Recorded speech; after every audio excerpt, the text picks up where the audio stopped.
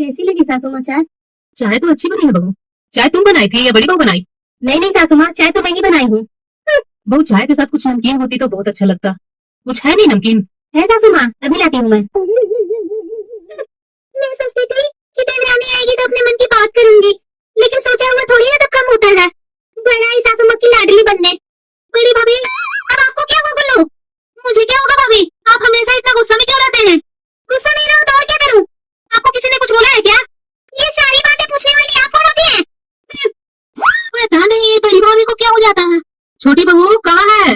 माँ क्यों बुला रही है? हाँ सासू माँ, कुछ बोल रहे थे क्या? हाँ बहू, देखो देखो तुम्हारे मायके से क्या क्या भेजा है तुम्हारी माँ ने। बड़ी बहू देखो देखो, छोटी बहू की माँ ने क्या क्या भेज दिया है, इतने सारे सामान भला ये सब भेजने की क्या जरूरत थी समधन जी को? आपको तो अच्छा लगेगा ही, क्योंकि फ्री में जो मिल गया इतना सारा सामान। लालची कहीं की। समधन जी ने तो पिछले सप्ताह ही इतने सारे फल भेजे थे और इस सप्ताह न जाने क्या क्या सामान भेज दिया उन्होंने। सासू माँ, पापा और भैया का अच्छा कारोबार चल रहा है, इसीलिए माँ इतना सारा सामान भेज रही है। हाँ बहू, लेकिन फिर भी बहुत ज्यादा है बहू। बड़ी बहू तुम उतना दूर खड़ा होकर क्या कर रही है? आओ ना, देखो ना क्या क्या सामान आया छोटी यहाँ से। पास आकर के देखो ना बड़ी बहू, तुझे जो पसंद है वो चीजें तुम भी ले लो यहाँ से। नहीं नहीं सासू माँ, मुझे कुछ नहीं चाहिए। छोटी के मायके से आया है, वही देखे वही खाए, मुझे कुछ नहीं चाहिए। आप ऐसा क्यों बोल रहे हैं दीदी? ये सारी चीजें हम सबकी है, आपका भी उतना ही हक है जितना कि मुझे। मैंने बोला ना छोटी, मुझे कुछ नहीं चाहिए। तुम्हारे मायके से सामान आया तुम समझो, मुझे मत बोलो। अरे छोटी बहू, तुम उसकी बातों में क्यों आ जाती है? उसकी तो आदत हो गई है आजकल, पता नहीं क्यों इतनी चिड़ी हुई रहती है। मामा मुझे वो मिठाई देना, वो जो तुम्हारे हाथ के पास है ना, वही मिठाई मुझे बहुत अच्छी लगती है। बड़ी बहू ये देखो ना, ये साड़ी मुझ पर अच्छी लगेगी ना? बहुत सुंदर लग रही है साड़ी मुझे। अच्छी लगेगी। अरे बहू ये साड़ी तो मुझे बहुत महंगा लग रहा है, इसलिए इतनी सुंदर और अच्छी लग रही है। आपको तो छोटी बहू के मायके से सारे सामान ही अच्छे लगते हैं, तो फिर मेरे से क्यों पूछते रहते हैं? ये साड़ी इतना अच्छी लग रहे हैं, ये साड़ी मेरे पे अच्छे लग रहे हैं। मैं अपने मन से बताऊं तो ये साड़ी बिल्कुल ही अच्छा नहीं लग रहा है, सिर्फ ठीक ठाक ही लग रहा है और कुछ नहीं इसमें खास है। नहीं बहू, ये साड़ी मुझे बहुत सुंदर लग रहा है, ये आज मैं पहनूंगी और पहनकर इसे ड्राई क्लीनिंग के लिए मैं दे दूंगी। किसी खास अच्छे समय पर मैं पहनूंगी बहू साड़ी। दीदी, ये लीजिए आपकी साड़ी, माँ ने भेजा आपके लिए। अरे वाह छोटी बहू, ये बड़ी बहू की साड़ी तो और भी सुंदर लग रही है। जा बहू इसे पहन करके आना जरा, मैं देखो कैसी लग रही है तुम इस साड़ी में। नहीं सासू माँ, मेरे पास बहुत सारी साड़ियाँ हैं, इसकी कोई जरूरत नहीं है मुझे। पर दीदी, ये साड़ी आप पर बहुत अच्छा लगेगा, ले लीजिए ना दीदी। नहीं, मुझे नहीं चाहिए। मैंने बोला ना, मेरे पास बहुत सारी साड़ियाँ हैं, उसके बाद तुम क्यों परेशान कर रही हो मुझे? पता नहीं ये क्यों इतनी चिड़ी हुई रहती है, हर बात पर गुस्सा करते रहती है। पता नहीं इसको क्या हो गया है, मुझे तो खुद ही पता नहीं चल रहा है। छोटी बहू इतना मत तुम सोचो, पता नहीं उसकी क्या आदत हो गई है। ये साड़ी बहू तुम ही रख लो। माँ, मैं तुम्हें कितनी बार बोल बोल कर परेशान हो गई हूँ कि हर सप्ताह मेरे लिए कुछ न कुछ भेजते रहो मेरे ससुराल में, पर नहीं। देखो तो जरा, देवरानी के सामने हमेशा नीचे रहना पड़ता है। अरे बेटा, तुम ये बात क्यों नहीं समझती कि मेरी उतनी हैसियत नहीं है कि मैं तुम्हें सप्ताह सप्ताह कुछ न कुछ भेजती रहूं, लेकिन तुम्हारे बोलने पर हर त्योहार पर कपड़े फल मिठाई आप भेजती हूँ ना। मैं कुछ नहीं जानती हूँ माँ, मुझे अपने देवरानी से ऊपर दिखना है। उसके घर से इतने सामान आता है कि मेरी सास हमेशा उसकी बड़ाइयाँ करती रहती है, हमेशा उसके गुण गाती रहती है। लेकिन बेटा, तुम्हारी सास या ननद ने तो कभी तुम्हें ताना नहीं ना मारा, या तो मुझे भी तो कभी भी उन्होंने ऐसा बात नहीं बोला कि मुझे बुरा लगे। पता नहीं बेटा, तुम्हारे मन में ऐसा जलन की भावना कहाँ से बैठ गई? मेरी माँ होकर ऐसी बातें कर रही है। मेरी सास मुझे कुछ बोलती नहीं है, लेकिन हमेशा देवरानी की तारीफ ही करती रहती है। उसके मायके से आया सामान देखकर हमेशा खुश होती रहती है, और जानबूझकर माँ मेरे सामने उसके मायके की तारीफें करती रहती है, जिससे कि मुझे बुरा लगे। ये सारे तुम्हारे मन का बहम है बेटा। समझो कि तुम दोनों बहुओं में भेदभाव तो नहीं करती है। तुम्हारी देवरानी के मायके से आए चीजों को तुम्हें तो देखकर खुश होनी चाहिए, और तुम्हारे लिए भी तो भेजती है ना। ये तो नहीं है कि अपने बेटे के लिए भेजती है सिर्फ, और संदन जी के लिए और ननद जी के लिए, साथ में तुम्हारे लिए भी तो भेजती है ना बेटा।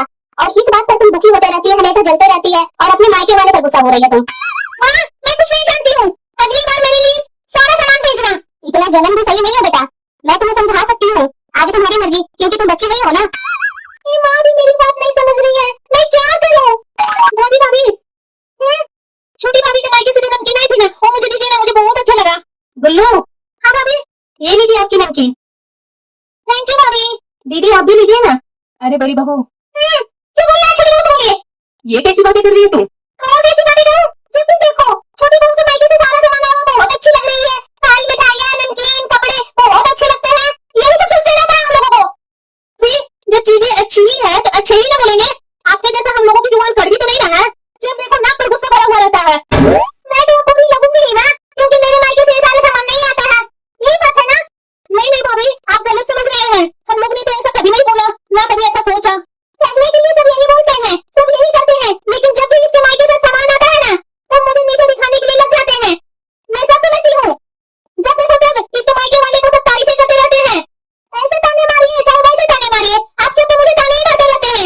बड़ी बहू, तुम कुछ ज्यादा ही सोच रही है।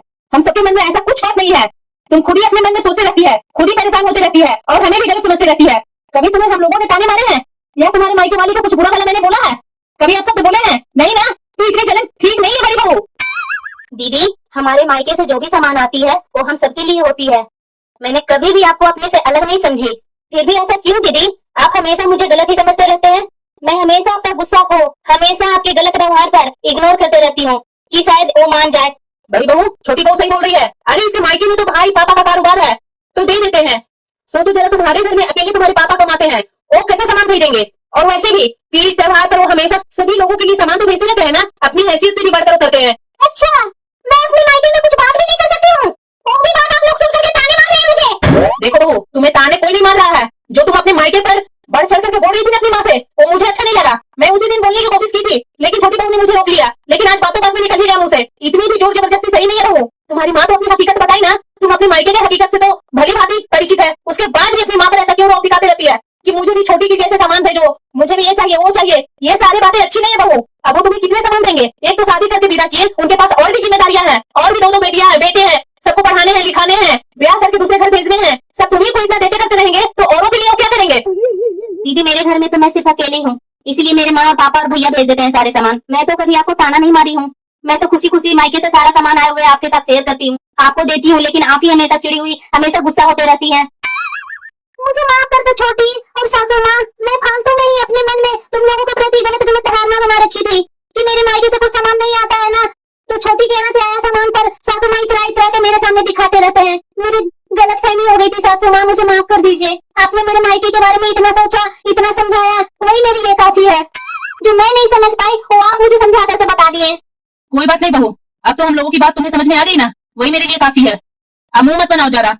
जा मेरे लिए स्पेशल चाय बना करके ला, जैसा तुम मेरे लिए शुरू से बनाते आई है। थैंक यू सासू माँ, मुझे समझने के लिए।